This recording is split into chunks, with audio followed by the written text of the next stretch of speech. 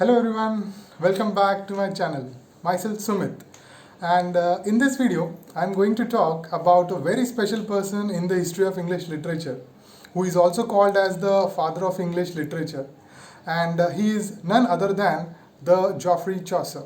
He is also called as the greatest English poet in the history of English literature, whereas he is the first person who we can say he is the first person to start poetry and rhyme royal. Now, where he was born, then what kind of profession he did, and what all sorts we are going to learn in this video. The first thing is when he born. He was born in the era of Middle Ages, that is 1343, and he died in 1400. Now, what are the major things that has happened in the life of Geoffrey Chaucer? The first and the most important point is he was married to Philippa Royat in 1366, who was a relative of the king, that is John of Gaunt. So what has happened naturally is, as well as his father was winter, that is they used to make wines, and because of this, that such as his wife who belonged to the family, or who belonged to that family wherein they belong to kings and queens. So he got a chance to travel all around the Europe, and because he traveled all around the Europe, he got or he traveled to France, Italy, Spain, and so on and so forth. Now, when he traveled a lot, he encountered, or he got he get to learn about Boccaccio, Dante, and Petrarch also. So he got influence from these people, and then he started writing down poems. Now this is the part wherein he is from the, we can say, he dedicated his life to the poetry.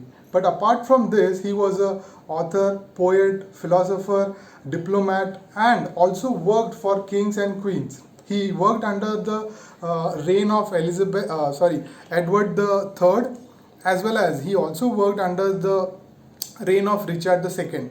Now, when he was working under this king, that is Edward the Third and Richard II, he went on a mission to in Europe, and then he was caught up there. But one of these kings, he freed Geoffrey Chaucer by paying some amount of euros. So we can understand that what kind of important person he was to these people, and you all know he is very important to English literature also. Now, coming back to the literature point of view, that which are the first things which he has written.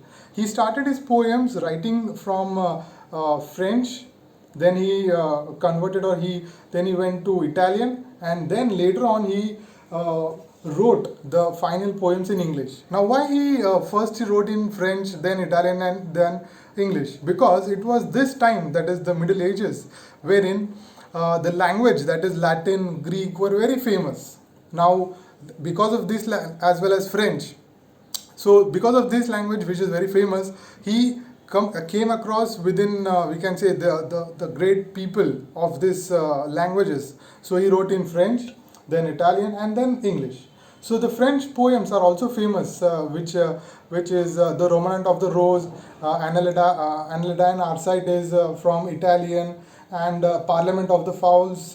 Then we can say the Book of the Duchess, and so on and so forth. So these are the poems which he has written, which are also famous. Then we can say the most important famous poem which he has written in English is the Canterbury Tales. Now, why Canterbury Tales is famous, or why it is very renowned amongst the history of English literature?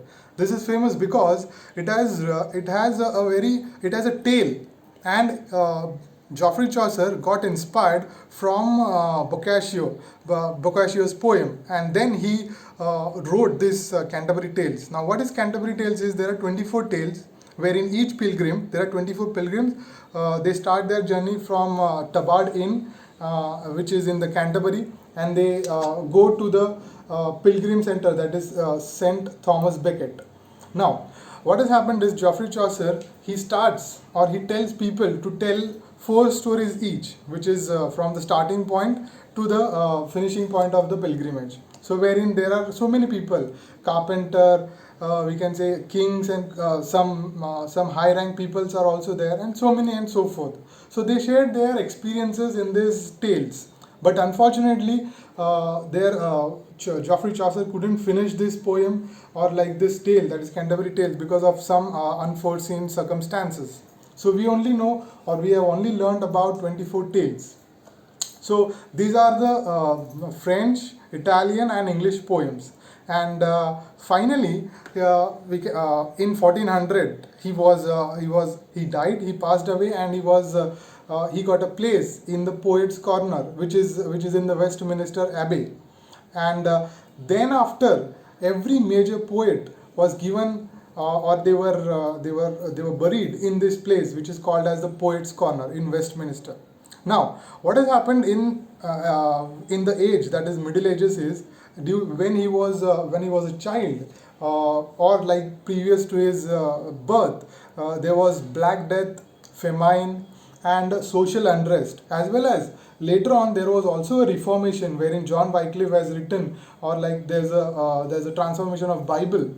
So social, political, economical, and religious changes Geoffrey Chaucer has seen, and because of this, he recollected, or he thought what all things should be written, and so that the people should gain knowledge. So that is why he has written so many different things. There are so many notable works written by Geoffrey Chaucer.